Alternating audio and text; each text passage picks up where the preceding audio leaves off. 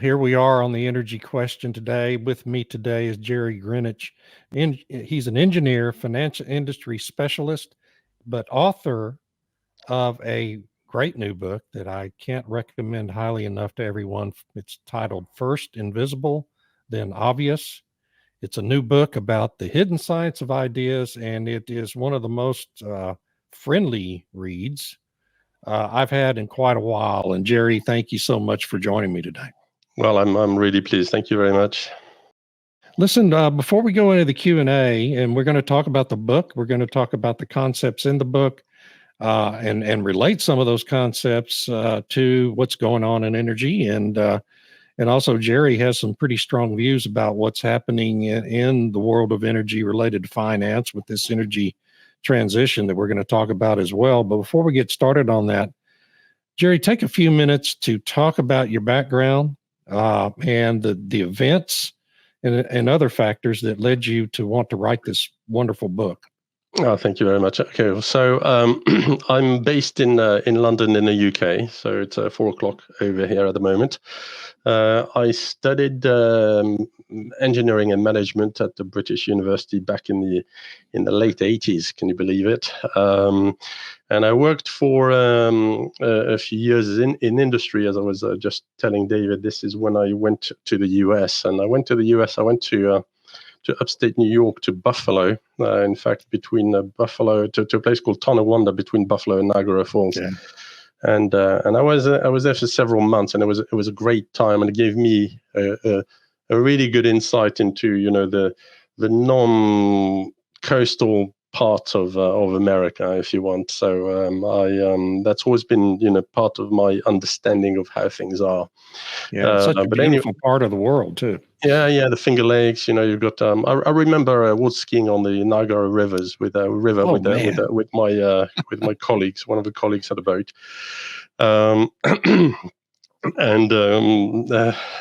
But anyway, so after that, I went into finance after engineering. I went into the financial center in London, and for the past 2.5 decades, if you want, I've been working on capital market platforms. So the trading and finance environment, where I could apply certain skills and problem solving abilities, and I saw a whole bunch of things. I also worked quite a while. For the past 10 years, I've been working on a startup, but that's a little bit hit and miss still. I still think it's a wonderful idea, but I would say that, I mean, you have to have the faith. But it's I personally believe it still is groundbreaking. But anyway, so I wrote this book recently, and probably the best way of introducing it is to say that it's a book I would have liked someone to hit me on the head with, 30 years ago when I was a teenager. This is the stuff I needed to know, and I'll show the book for the sake of yes, please do. A bit of a plug. Okay, so it's called First Invisible, Then Obvious, and it's called the Secret Science of Ideas, or the Hidden Science of Ideas. I call it the secret science, but really it's not secret. It's just hidden. And probably the best way of introducing it is to explain how I got into it. And it was back in the 90s, and I was in a hotel in the north of England. So out in the countryside, and I was waiting for the sales manager at breakfast before going to see a pharmaceutical client, and I was reading an article in an economic journal, and and the sales guy arrives and asks me, "Oh, what are you reading?" And I couldn't explain it to him. I understood the article, I was interested in it, I understood most of it, but I just couldn't really verbalize it and all that. So there probably was a bit of an awkward silence, and then we went. He's a nice guy, he's a great guy, very one of my favorite people. And so we went on with our day, and then the client was a pharmaceutical company, and where we were selling these machines we were building in Tonawanda, with this great big, very complicated pharmaceutical machines. And then on one side, you've got all the sensors, all the temperature, pressure, vacuum, heat, position, valve positions, and all that. and that's coming on one side, and then on the other side there's another panel with all the output, the actuators, motors, valves, whatever, Right. heaters, motors, compressors, you name it. These are quite complicated machines, and I went, why couldn't I explain things? Why did I get stuck? And I went, well, but potentially it's because the way we are set up in our mind is a little bit like that machine.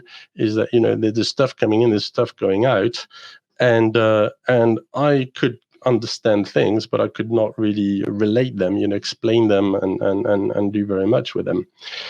And because I did a lot of sports when I was a kid, and when you're young, you've got this kind of like brute thinking that you just go. So I simply went like, I'm rubbish at that, but I'm going to work on it. So I thought, if you're weak at something and you come from a sports environment, then you train on it. It's as simple as that. You just train on it. So I started to train on that, and and then I started to get slightly different results, and then I wound up in finance in the city and the rest of it. And so I'm skipping a few things here, but essentially, then at one point, a couple of things happened which are noteworthy. The first one is I realized when I was writing documents, the specs, project things, and whatever, I realized that, well, when you're writing things down, because I was always doing this transfer thing, making sure I did not only understand things, but I was able to do something with them.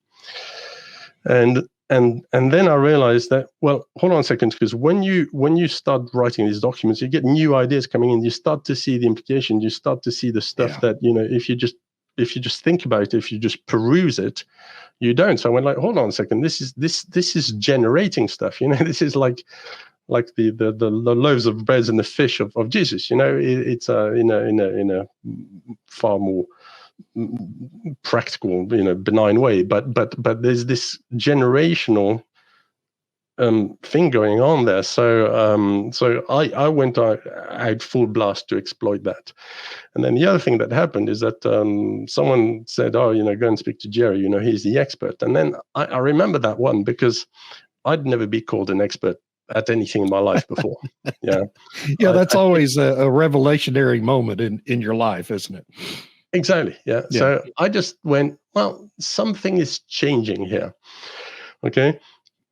And so what I did, I can't really remember the entire sequence of everything, but essentially I gave a name to this duality, this separation. I called one back plane and the other one a forward plane. Okay, and that's why the book has got this little thing of forward plane generation.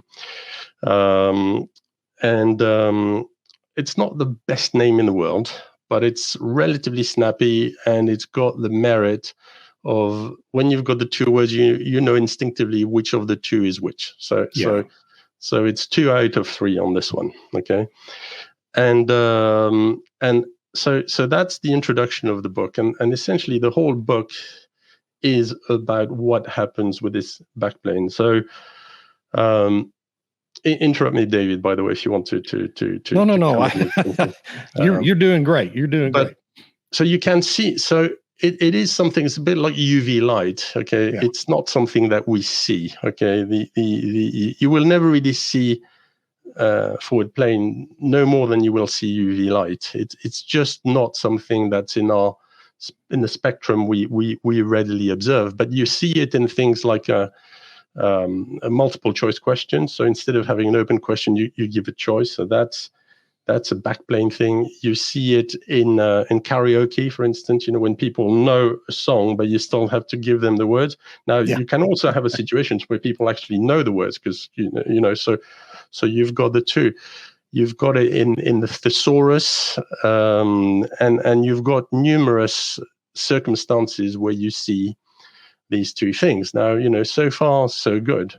So there is this thing, but where it gets a little bit interesting and even more powerful, and I think relevant for people, is essentially this creation of this forward plane type thing. Okay, so first of all, it's not really an invention. it's not even a discovery. It's just an observation. What I've been doing here is just an observation and classification and saying, okay, this is what we observe. Okay, and it's always been there. There's nothing new there. And but I believe that writing and sketching and drawing and things like that have got a fundamentally different and beneficial and empowering action on forward plane. Yeah. And this anyone who's written things, David, you write a lot. You know that, for you, yes, there's nothing new there. This is the experience in my own life, actually. And it certainly applies to my writing every day, is, I can sit and think about something and think about what I want to write. And, I know a lot of writers sit and do an outline and, do 3 or 4 different drafts. What I do is I sit down and start writing about a topic. I've read about it. I've done some study on it, or maybe it's a topic I just know due to life experience. But once I start writing is when my real ideas about it all come out. And my best pieces that I write are the ones that I sit down and whip out in about 45 minutes. Okay. And don't do a rewrite, because the process of writing itself stimulates my thinking and allows me to engage in more complex thought processes on the subject I'm writing about. And the other thing that you talked about is the process of writing helps to do that, right? I mean, you even talk about that early in the book. Oh, well, it's essential. Yeah. And that was how I got through college. It was, so coming out of high school, and something I've talked about many times throughout my life, when I was taking the standardized tests, I didn't study in the way I normally studied back then, which was to sit down the night before a test and write everything down. If I wrote it out, I would remember it. I didn't do that in advance of the SAT test and didn't score well on it. I did that in advance of the ACT test and had the highest score in my class. And it's the same thing with the CPA exam and other major events in my life where I had to truly learn and remember a lot of subject matter. Was I would sit there the day before, night before, and just write everything out. And that's just one of 100 different examples in this book that you read it and you think about it and it applies directly to your life. And exactly, so by now in our discussion, that this discussion here, we are about quarter into the book, if you want. Right. So we've established that there's something, and then for the sake of having a name to pin on it, now someone else might publish a better name somewhere, and then that's the one that gets adopted or whatever, and that's completely fine. But let's assume these are the names. But the second thing, which is also not very visible, is the forward plane building activity. So it's like building a muscle, it's like building machinery, and that's also not on the radar. And there are also specific techniques to do it, and those techniques can differ depending on what you're trying to address. For instance, once I had to do a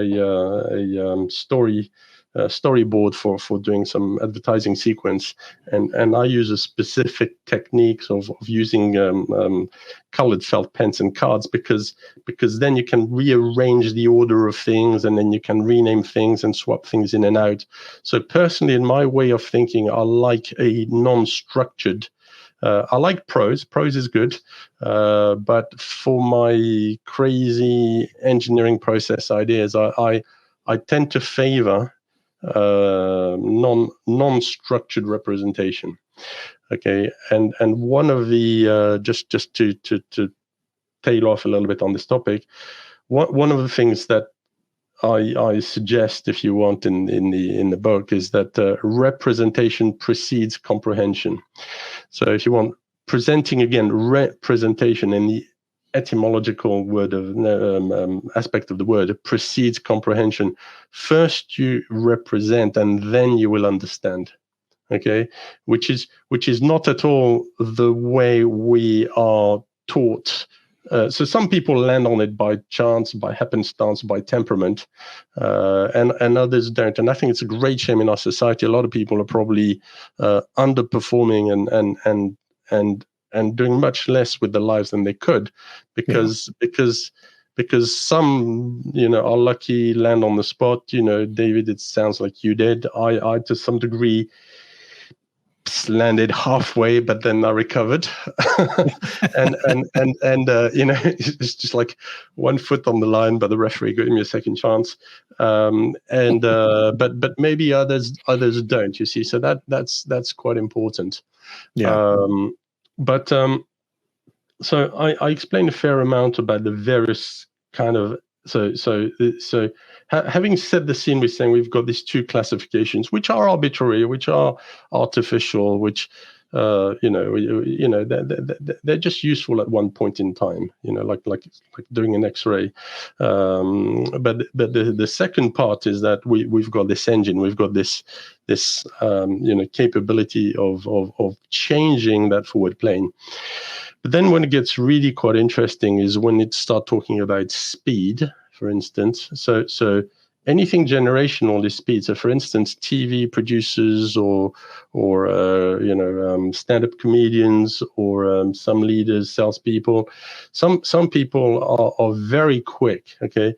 And that quickness is a forward plane type quickness. And I think, again, those, it's one of the situations where, as always, the hungry don't get fed. Yeah.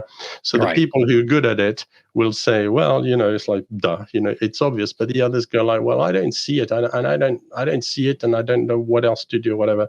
So I've got a little bit of a section on speed.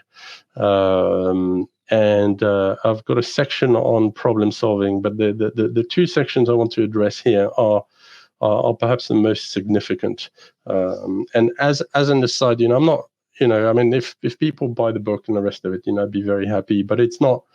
I really want to promote the ideas and engage with people, and hopefully I've got it roughly right. There might be one or two, pinching points. Fine, I'll live with it, and I'll rewrite it. Well, you can always do a sequel. Yeah, no, definitely. But when it comes to creativity and innovation, okay, by definition, okay, this is the analyst in me coming in, yeah. By definition, creativity, the generation of new ideas, is forward plane. Okay, this is the bit it's a little bit abstract, it's a little bit theoretical, it's a bit arcane. Fine. By definition, creativity, for a new idea to come into play, either you generate it, or it comes from the outside. It's either or a blend. But generally, this is the polarization of this process. So by focusing on the engines of forward plane, people like Archimedes and Isaac Newton and if you look at anyone who's invented something substantial, it has been done because those guys were working with the forward plane, on their forward plane, by their forward plane. Okay, even if it's abstract, and that's why I'll be a little bit provocative. But when you look at things like the typical hackneyed, in my mind, it works in sometimes. But when people do a brainstorming session, see, a brainstorming session is a quick fire. Back plane, forward plane, kind of ping pong, whatever. I'm not aware of any substantial invention ever coming out of a brainstorming session. It's a nice way of shaking down a problem and getting everybody on board, refining processes, and better. Yeah. Anything substantial, a substantial project plan, a substantial scientific discovery, a substantial mathematical discovery, a substantial physics discovery, financial instruments, it ain't going to come from those superficial backplane driven activity. It's got to come from the outside, the inside. And that's why I want people to understand that there is this engine, and then bear in mind that the creative forward plane is not the creativity, it's just the instrument. So there's something else that comes into play. Okay, there's another two components, which I describe in the book. I'm not. It's a little bit too technical to put across in a podcast, or but if people want me to tell them to go through it, drop me an email. Well, call me on Zoom.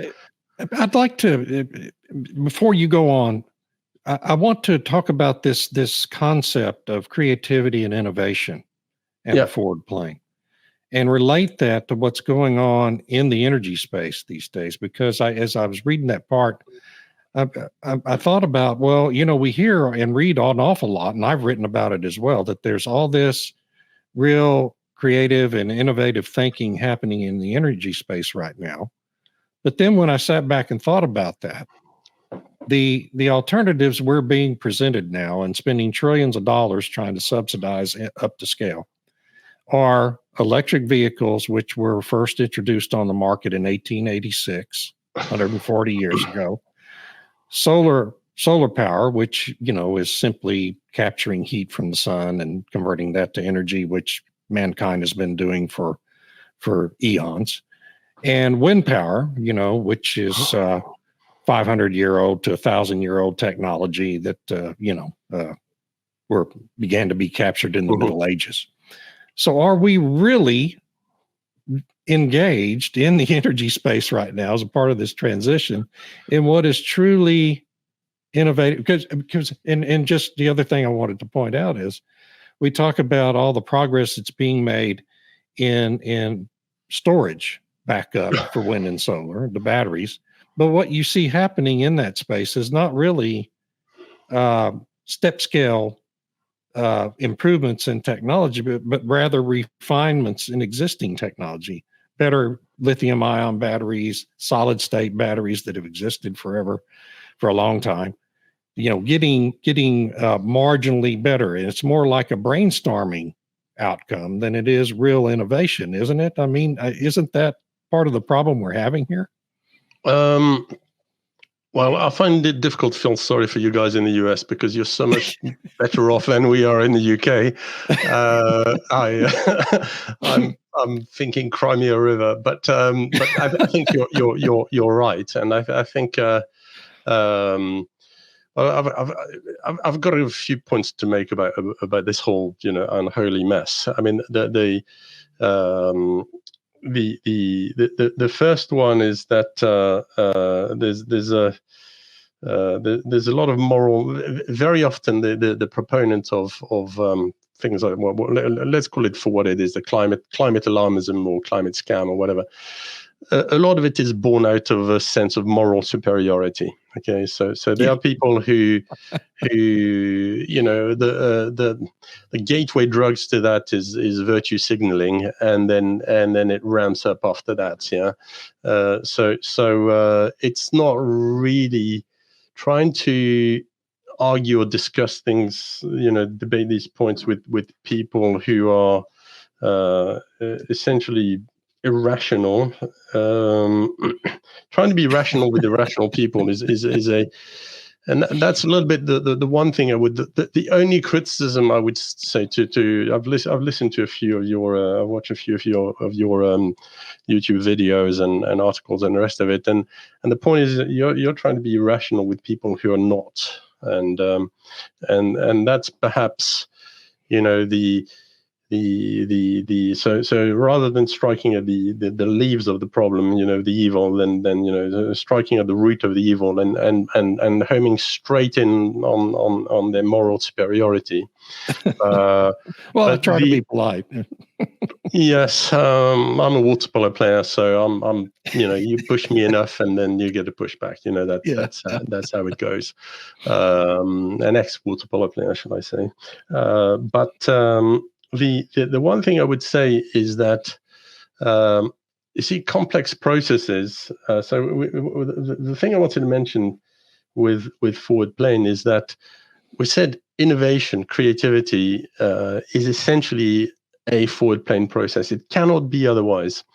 Well, likewise, once you start to get dynamic processes, see, when we look at information and knowledge, we get confused between data, what I call dumb data, because I like to be provocative, and dynamic processes. and dumb data, you can acquire it through the backplane. Like you learn a poem and then you recite it and all that. But when it comes to more dynamic stuff like engineering, complex finance, complex science, complex legal stuff, for all I know, I'm not an expert. But as soon as anything starts to become a little bit dynamic, again, you get boxed into these things that the backplane just won't cut it.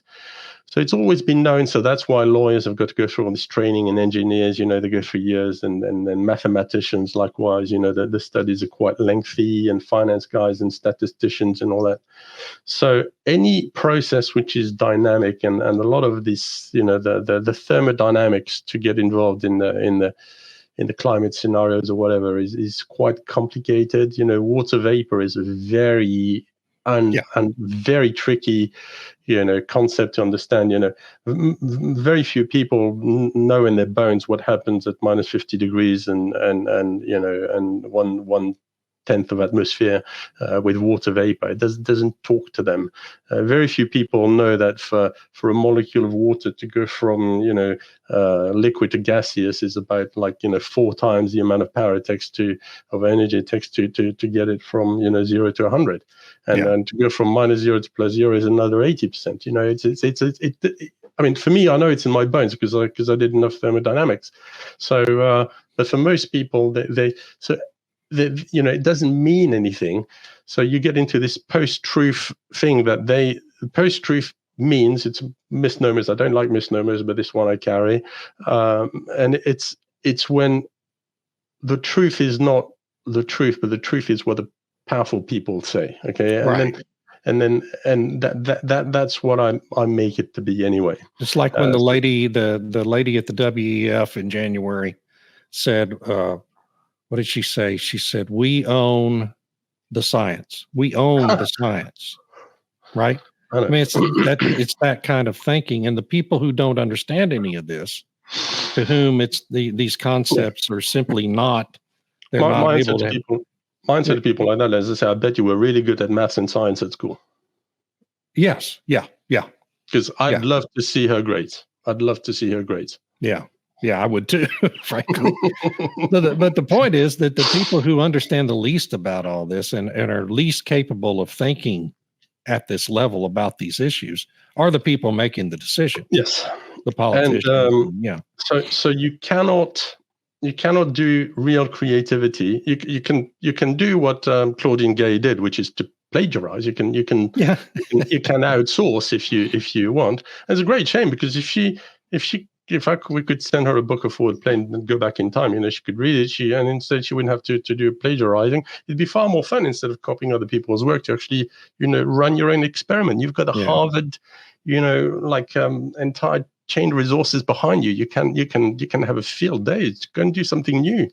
Go and do something unique. But of course, if you don't know how creativity works, some do, and land on the spot with a bit of luck. And others don't, and the ones who don't, well, this is what we can be provided to them. But let's go back in time a little bit because I want to talk about Papyrus, if I may. Right. Yes. But we're going to start with Papyrus, and then we're gonna come back to energy. But it's better to do it that way. So as we said earlier on, as part of the forward plane building machinery, then writing and sketching has always been. Is essential, okay? And when you look back in time, you go back to writing was invented presumably by the Sumerians about 3,500 years ago or 5,300 years ago. I can't remember exactly. But armed with these clay tablets and this little, cuneiform, this little stab stick type marks, they managed to run an empire that lasted about several millennia, more than 1 millennium. Yeah. And then, in all evidence, the Egyptians copied this stuff. Copied the idea of having writing. One guy, and it's really interesting because they developed the hieroglyphics, and hieroglyphics came on the scene so suddenly that some historians believe that it might have been created by one guy. Okay. So the Egyptians created a somewhat better writing system, but the other thing is that the Egyptians had the papyrus, okay, and for me, it's evident that the Egyptians had a more complex scientifically and artistic society than the Sumerians. They had better architecture, better technology. There was a step incredible engineering. Yeah. And then the hieroglyphics were onboarded by the Phoenicians, some workers who simplified it. Then it went on to the Greeks, who added the vowels, and presumably, it was all in the Mediterranean basins, and they had papyrus, parchment, or whatever. And the Greeks, did an amazing work, and their philosophical, mathematical, the development they managed to pull off is astounding. I mean, we still resonate to it to this day. Meanwhile, in the 2nd century, paper manufacturing was invented in China, which came to the Middle East in the 7th century and to Western Europe in the 8th century. And BC or 8th century AD, right? Yeah. So current era, and you see, papyrus didn't grow, but in the cold and wet of Western Europe, papyrus was no use. But once you had the writing system and the writing medium, you see, then Western Europe took off. Now, this is correlation, not causality, yes. But let's continue with this, okay? And then later on, the printing press was invented. So then you could store information, record information, disseminate knowledge much more rapidly in much bigger quantities than the rest of it, because you need that information, that knowledge, and all that. But books are backplane, yeah. So what's going on in there? Presumably we hit the buffers, and the answer is no, because whilst you had books, the elites, when they were communicating, were still writing. You had to write. The communication was always writing. So we had this forward plane building activity. You had the writing language, a language to write, a technique, recording technique, and you had the medium. And where this gets us, this is where we joined back in the 21st century, and the problem we were talking about with climate change and energy and the rest of it, is that for 4 or 5 centuries we had the way of storing and disseminating knowledge, but the elites and a lot of people were still using forward plane. But now in the digital age, because that forward plane is hidden and it's no longer a necessity, because you can communicate by voicemail or text or whatever, then you get people who think like kids can learn through an app, and this is suicidal, because yes, we've got the writing techniques, yes, we've got the medium, but we are letting go of the hidden side, which was so important to get our society, the leaders of the society, they all had to write, and I don't want to be disparaging of anybody, but I'm sure anybody, I've got some level of awareness as to some of the people who are in the US Congress, and some of them, it's not evident to me that they are learned people. And unfortunately, those are the ones that are always on television. On all sides. And the point is that so the point is that back to the initial premise of dynamic principle, dynamic processes take a long time, and it's a forward plane thing. You can't learn thermodynamics, you can't learn electronics through backplane. I tried it doesn't work. Before I tried because I wanted to do an electronics project, and it was a complete crash. So when you look at historically, one of the things that's besetting our societies is that the advent of the digital age means that we're able to remove the practical necessity of engaging in forward plane building, of writing, sketching, learning things from the inside. I don't like the word internalizing, but for shorthand it'll do. And And unless we do that, then we are going to lose our heritage. We're going to lose our philosophical, scientific, even sometimes moral heritage, because these complex matters cannot be apprehended. You can get a pixelated version of it in backplane if you want, but not a lossless version. Yeah. And that's the, in summary, the final chapter of the, I call it sequence anchoring, because you need in your mind, as I said, electronics, math, law, whatever. I mean, not everybody can do everything, but you need this thing, and I think that's fundamentally essential. I mean, that is a social message. So and that's and speaking of social message, this brings up I hadn't thought about this until now, but I've been hearing you talk about this. Of course, everything in the news now, and we're getting ready to spend trillions of dollars doubling generation capacity on the grid to account for AI's needs. Is AI capable of operating in the forward plane? Okay, I don't think it is currently, is it? I mean, that's backplane, right? As it currently exists. The way it works at the moment, it tends to be a bunch of if statement, but it's got some generational capacity, so it's probably able to do some stuff. I understand what can be done with machine learning more than the current large language models. I'll let go of a little bit more information here.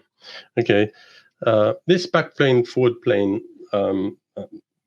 body of observations and techniques, if you want, is the cognitive side of things. Okay, and it's very suitable for project science, academic work. Writing documents, creating financial models, PowerPoint presentation. Really is very powerful. It'll speed people up in that respect. It's a cognitive side of things. And imagine a tennis ball. Okay, then you've got another side to this, which I call the animus side of things. So the emotional side of things, but in the sense of motion. Emotion means, in the etymological sense of the word, is motion. So I think if we really want to harness intelligence, then we've got to put together these two models. But we've got to be very, careful again. Yeah. So the current large language models, I believe they'll have some impact. They may, if we're not careful, they might push people to be even more backplane oriented than we already are, which potentially could be problematic.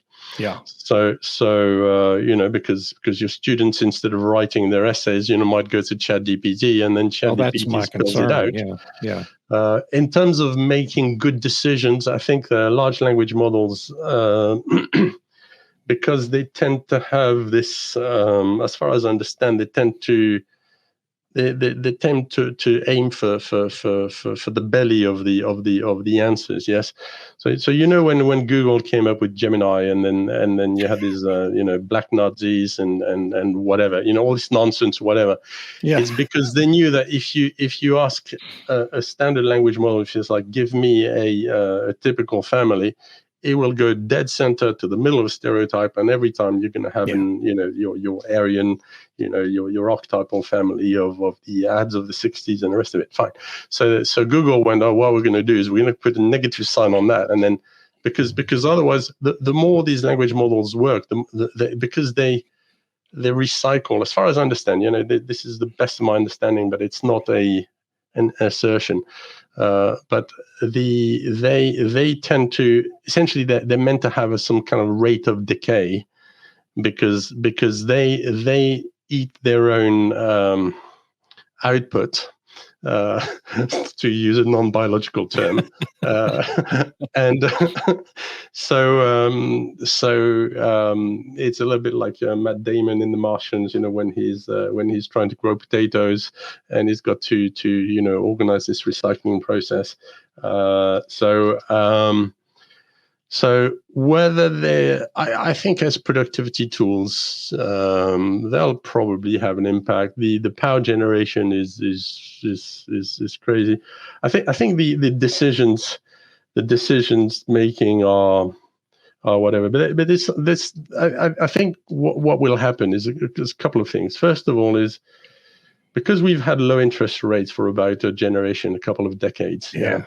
Low interest rates have meant that the civil servants, this is what we call them in UK, have been able to borrow like drunken sailors. Yeah. So because when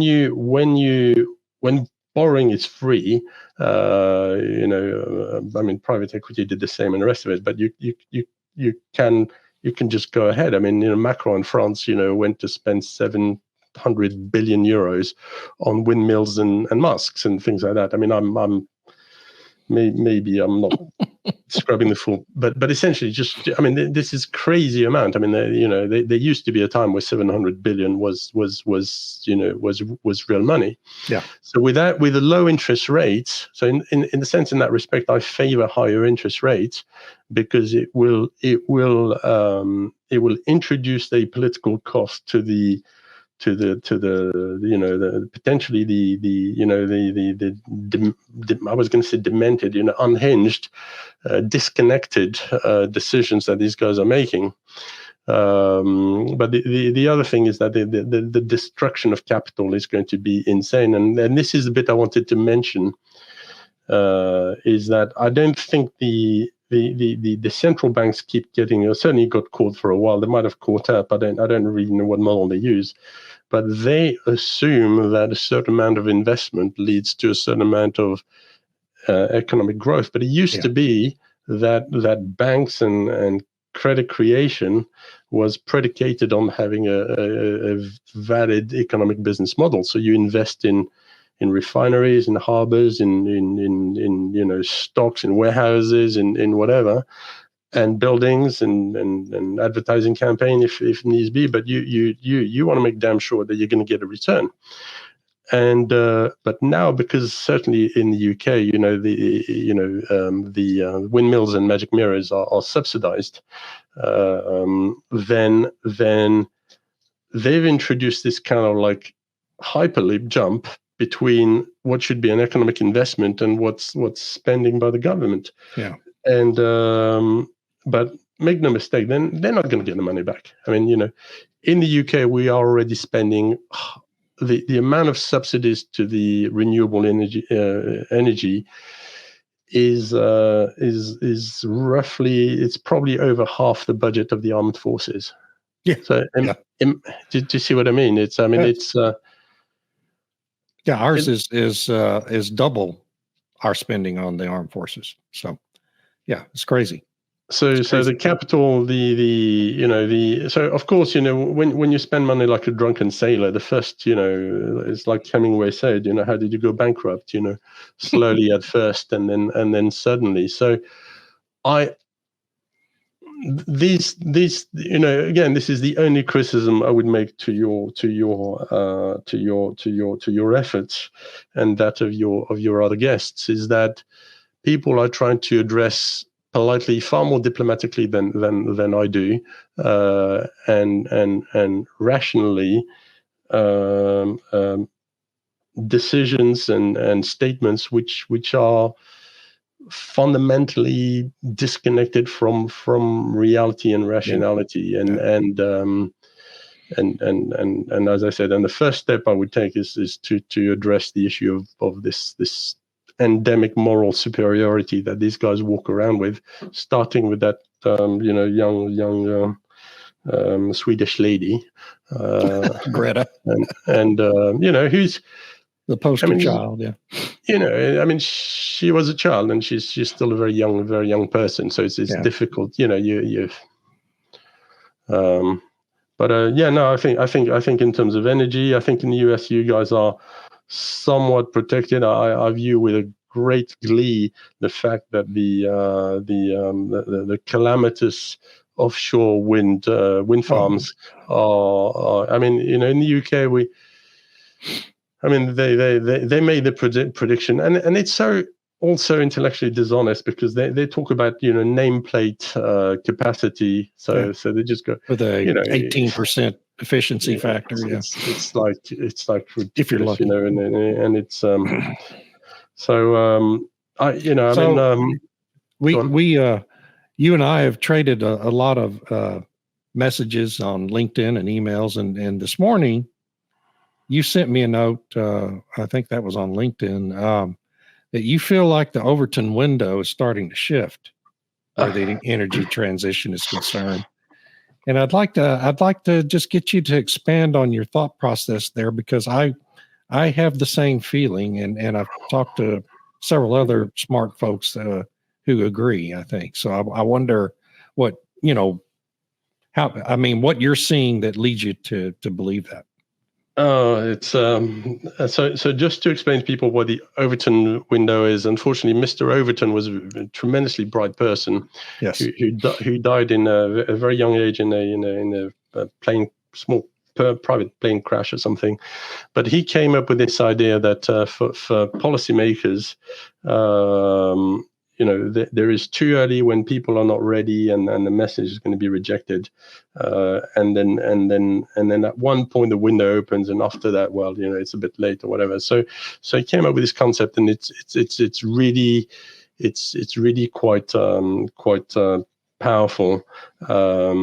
So the notion is, at what stage will the pushback against the will there be general acceptance that the current renewable policies are incorrect? The answer is, I don't fundamentally know, but I get a little bit of a sense from the discussions with people that there's a little bit less fervor. So I don't really know how. I've not had time to study it. It's a great one, and maybe I'll.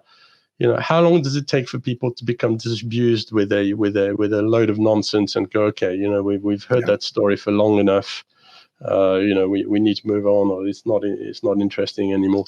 I think when it starts to bite a little bit, like EV cars, for instance, now you can see that some people who bought the early ones and Porsches and all that, and then they go like, well, I bought this car for 150,000 and it's 2 years old, and the dealer is telling me it's worth 50. But the dealer is also telling me they don't want them because there's a new model, and they don't want to put an old model, a 2 years old model, for 50 or 60, because they're trying to sell a new one for 150. So there's this guy in the UK who's got this web channel, and he is absolutely spitting chips about that. And this is something that which would not have happened, a couple of years ago, because he was just buying the damn car. Right, exactly, and that's what I'm seeing too. I mean, I see it in the fact that I'm able to write about topics today a lot more bluntly than I could 2 years ago. Express my views more pointedly than I could, and editors don't go crazy at me. But you are picking a tough arena to fight, because you're going on LinkedIn, and LinkedIn is Microsoft, so there's a fair amount of Bill Gatesery, in the shadows there, I presume. The algorithm hates me, of course, and so I don't know if there's any actual people censoring me, but you can tell. I'll post something on LinkedIn, and it'll get an incredible response for like 2 hours, and then you can just see the anchor go out. Oh wow, and that's amazing! Responses and hits just stop. I mean, it's like clockwork every day. But what are you going to do? There's no way to fight that particular city hall. I think maybe the armed forces, when they start to realize that it's complete nonsense, that doesn't work. I mean, they do want better batteries for their walkie-talkies. That's good. Yeah, you need those. Yeah. But the rest, I mean, if nature took, I tend to think, I don't even call hydrocarbons fossil fuel anyway, because I tend to believe that the abiotic story of oil is more makes more sense than It's the coming. It's yeah. becoming increasingly Yeah. accepted thought now. Yeah, I mean the idea is that you put a leg of chicken in the fridge and you leave it to rot for long enough, and at the end you're going to have a drop of oil. Is thermodynamic nonsense, because normally energy doesn't concentrate; it dissipates. Right. But there's obviously some and then that would explain why Saudi Arabia seems to have more oil reserves now than they had in the 70s, and Yeah. and then every United States too, yeah. rock you turn, people find oil. Doomberg, by the way, was a great guest of yours. I Doomberg really is enjoyed fantastic. I'll talk to him anytime. I don't know his real identity, but the big green cartoon character is fine with me. I shouldn't use the analogy of putting a chicken in the fridge and let it rot, because it's not going to talk to me. I told him when we interviewed him at NAPE, and we had to do it. We were at a conference and we had to do it remotely because he's a cartoon character. And we jokingly said, "Look, next year we're going to buy you a mascot suit so that you can walk in here and do these interviews into this trade show." But anyway, why does he hide his identity? Is it? I don't know for certain. I know there's actually more than one person involved in